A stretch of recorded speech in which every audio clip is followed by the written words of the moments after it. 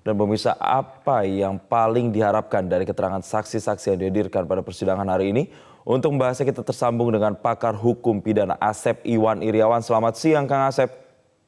Selamat siang Jason, Sambo ya, bukan Sambo. Ya, ini beda orang walaupun namanya hampir sama tapi beda ya Kang Asep. Nah, Kang Asep, ini berbicara soal rally persidangan yang cukup panjang, beberapa pekan terakhir dihiasi dengan keterangan agenda, mendengarkan agenda keterangan saksi. Kalau kita percentage, sudah berapa persen kira-kira kasus ini benar-benar menemui titik terangnya Kang Asep? Ya sebenarnya kalau untuk 3 terdakwa ini karena didakwa pembunuhan udah 100%.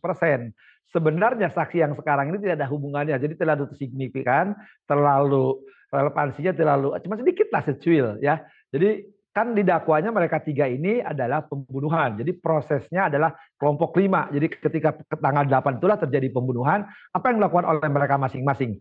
Nah yang 8 yang saksi sekarang ini dan minggu yang lalu ini lebih menunjukkan kepada obstruction of justice-nya ya, atau menghilangkan atau merusak barang bukti atau undang-undang ITE. Cuman mungkin jaksa ingin mendalami lebih jauh sama dengan hakim. Misalnya contohnya, hari ini saksi A mengatakan pernah seperti di waktu kesaksian sebelumnya, pernah mengatakan bahwa pernah melihat gambar ya foto di rekaman itu ada almarhum J masih hidup.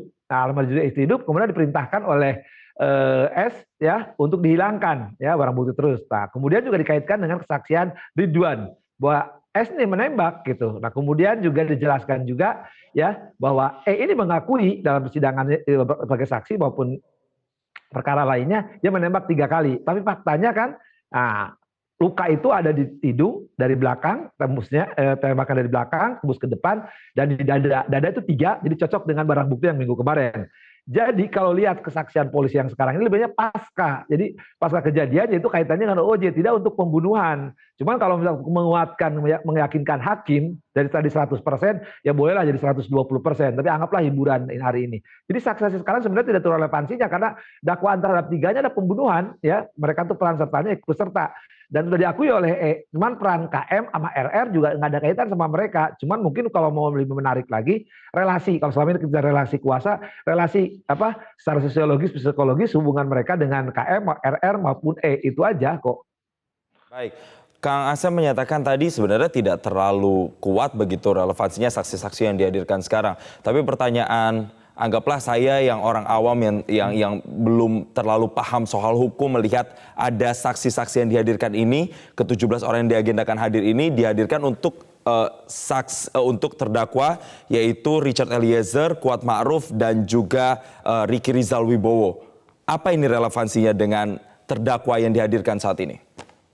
Ya, jadi terdakwa ini 3-3-nya kan diancam pasal 340. Tidak diancam dengan obstruction of justice ya. Jadi tidak ada dakwaan lain. Jadi dakwaan cuma pembunuhan atau pembunuhan berencana. Nah, dalam persidangan ini sudah jelas terbukti pembunuhan berencananya ya. Jadi untuk mereka itu entah sebagai membantu terus serta malah si E mengakui saya lah pelakunya. Saya yang menembak cuman atas perintah jabatan dari S. Itu sebenarnya persidangan udah nampak gitu ya. Nah, ya ini yang harus dibuktikan justru ya kelompok 5 ini, saya namakan kelompok 5, 3 ini nunggu kesaksian nanti FS sama PC ya dan ahli balistik maupun forensik itu yang akan menutup pembuktiannya. Artinya apa? Misalkan kalau terdakwanya E, saya menembak kata E, cuma atas perintah jabatan. Nah, pasti kan si FS akan mengatakan sebagai pengacara mengatakan jadi hajar. 1, 2 untuk menolong dia ya misalkan. 3 misalkan kan dihajar malah menembak. Nah, justru kan pertanyaannya si FS ini harusnya kan ketika dia suruh menghajar kenapa menembak? Kenapa barang bukti ini harus dihapus? Kenapa harus dimusnahkan? Kenapa bikin rekayasa? Nah, ini berarti ada tidak persesuaian. Artinya faktanya sudah terbukti bahwa ada penembakan dilakukan oleh atas perintah.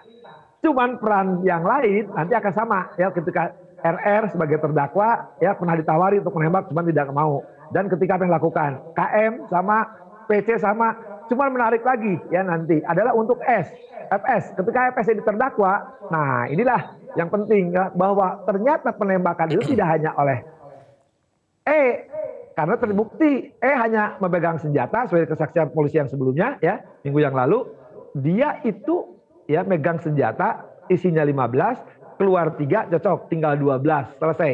Tapi faktanya luka lebih dari 3 ya ada senjata lain, lebih tahunya tadi senjata itu ada jatuh, ada yang mengambil pakai sarung tangan. Artinya ada penembak lain yang menurut kesaksian Ridwan ya, bahwa ini adalah Sambo.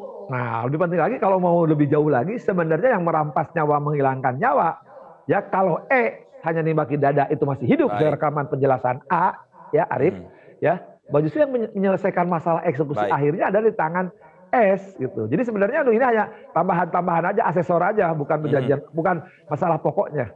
Baik, tapi pertanyaan berikutnya ada 4 terdakwa yang kemudian hari ini bersaksi. Mereka adalah terdakwa obstruction of justice. Apakah hari ini atau persidangan hari ini akan menentukan posisi mereka terhadap kasus obstruction of justice atau perintangan penyidikan? Kita akan bahas Kang Asep usai jeda berikut ini. Kembali kami lanjutkan perbincangan dengan pengamat hukum pidana Asep Iwan Iryawan. Kang Asep, melanjutkan pertanyaan saya di segmen sebelumnya tadi, ada 4 orang terdakwa obstruction of justice. Dengan hadirnya mereka sebagai saksi di persidangan hari ini, apakah ini akan berpengaruh signifikan terhadap kasus obstruction of justice mereka? Ya, justru kalau ini berkaitan dengan FS yang didakwa di samping pembunuhan adalah OOJ tadi. Dan konfirmasi juga terhadap 4. Cuman pertanyaannya, ya saya juga mempertanyakan sejak tadi ya, kenapa 4 yang dihadirkan? Sebenarnya lebih penting kan dihadirkan HK, karena komandannya lebih tinggi kan, setelah FS itu adalah HK kan.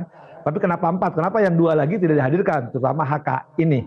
Tapi di dalam persidangan untuk OOJ yang 6 kelompok 6 ini sudah saling berkaitan satu sama lain. Artinya apa? Ada peristiwa pembunuhan tapi direkayasa, yaitu dengan cara tadi dirusak barang-barang bukti. Kan harusnya yakin semua serse semakin penyidik itu tahu setitik apapun bukti itu menentukan. Apalagi kan pertanyaannya kenapa ketika tahu itu Joshua harus dihapus dan kenapa harus dihilangkan gitu. Dan dari kaos juga kelihatan berbeda putih sama merah. Tapi sekali lagi ini berkaitan pasca pembunuhan. Jadi tidak berkaitan dengan 3 orang ini terdakwa ini yang kenanya ada perkara pembunuhan. Jadi yang 4 ini akan memperkuat di peristiwanya yang kelompok 6 yang OOJ. Nah, tapi yang lebih menarik lagi sebenarnya adalah ya kenapa ya ketika tadi pertanyaan hakim yang direkaman itu kenapa harus dihapus? Tapi kelihatannya saksi masih memikir tuh ya, jadi kenapa harusnya kan loh Pak, kalau ini memang tembak menembak ini penting kan, kenapa misalkan pelakunya yaitu seolah-olah dalam perlindungan, dan kenapa juga tadi bertentangan dengan pernyataan saya katakan tadi, kenapa diselamatkan padahal dia yang menembak? Kan harusnya polisi ini lebih sigap lagi kan menyerahkan tersangkanya, tapi seolah-olah ya dibikin tembak menembak tapi bertentangan dengan pernyataan ya bahwa ini bukan tembak menembak tapi penembakan, karena terbukti masih hidup ya, dan masih hidup kenapa dibiarkan nya. Jadi sekali lagi ini hanya memperkuat perkaranya pembunuhan yang sudah selesai, tadi katakan sudah 100% sudah jadi barang itu. Ini mah cerita hanya untuk memperkuat. Ini akan menarik justru Jason ya, justru akan menarik ini justru nanti adalah dihadirkan ya kesaksian 4 orang ini terutama ya, 4 orang ini terutama ya, kelompok 6 ini ya, apalagi ada HK ya, dan satunya lagi justru ketika terdakwanya PS sama PC, dan sejauh mana 2 jenderal ini akan saling berbantah atau saling membenarkan. Jadi yang 3 nggak ada kaitannya gitu. Begitu pula nanti sebaliknya ya, justru ya yang lebih menarik lagi untuk perkuat pembunuhan itu ketika 3 orang ini ya, RR, KM maupun berhadapan dengan PC sama PS, itu saling silang, itu yang menentukan. Kalau sekarang istilahnya perkara pembunuhan mau ditabrakin sama OOJ gitu, jadi nggak ada relevansinya. Tidak ada relevansi dan ini hanya memperkuat kejadian pasca pembunuhan begitu, Kang Asep. Kang Asep, yang juga menjadi perhatian saya adalah terkait dengan tadi kuasa hukum dari Richard Eliezer, Roni Talapesi, mengajukan semacam komplain begitu atau keberatan kepada majelis hakim karena ada 3 saksi yang seharusnya dijadwalkan hadir tapi tidak dihadirkan. Sebenarnya kalau secara hukum ketika saksi sudah diundang oleh JPU misalnya, sudah dijadwalkan, diagendakan tapi tidak hadir, itu sebenarnya kekuatan hukumnya seperti apa, Kang Asep? Ya, jadi saksi itu wajib, yaitu diatur 159 ayat 2 atau B ya KUHP, dan wajib. Kalau tidak datang, ada ancaman pidananya, ya 224 KUHP, 9 bulan atau 6 bulan. Jadi seharusnya ketika saksi dipanggil tidak hadir, sekali lagi bisa dikenakan pidana tersangka. Makanya ini harus dihadirkan. Mungkin kepentingannya apa? Ini kan kebanyakan ART, tapi polanya mungkin Roni mau ngejar apa? Ngejar situasi ketika terjadi pembunuhan. Cuman saya yakin pihak FS ini pengalaman ketika dihadirkan saksi Susi. Karena namanya maaf punten ya, bahwa pembantu rumah tangga mungkin udah diskenariokan, tapi di persidangan secara psikologis dicecer oleh para pihak, akhirnya kan tidak jelas. Nah, karena mungkin agen rumah tangga ini harusnya hadir ya dan wajib, tapi takut lagi mungkin dicecar oleh penasihat hukumnya, terutama Roni ya, dan beberapa jaksa penuntut umumnya. Nah, mereka mungkin takut terulang, ketahuan lagi skenarionya. Tapi sekali lagi, saksi ini wajib, kalau enggak kena pidana. Nah, tapi sudah kadung bahwa mereka sudah dengar keterangannya. Sebenarnya kalau saya di penasihat hukum gampang kok. Kalau nggak mau hadir di persidangan, ya sesuai 162 KUHP, ya udah disumpah. Gitu. Tapi kan udah karena mereka tidak disumpah ya wajib hadir. Kalau enggak ya bisa dipidana, sanksinya ada itu. Ada sanksi pidana jika tidak hadir dan nantinya kita juga akan masih melihat bagaimana proses persidangan ini masih berlanjut ke depannya, terutama ketika 4 terdakwa obstruction of justice ini nantinya dipertemukan dengan terdakwa lain yaitu Verdi Sambo dan juga Putri Chandrawati yang tadi Kang Asep katakan nampaknya ini jauh lebih relevan dan akan lebih seru dalam tanda kutip untuk kemudian kita tahu bersama bagaimana nanti dinamika persidangan yang terjadi. Terima kasih Asep Iwan Irawan telah bergabung bersama kami di Breaking News Metro TV.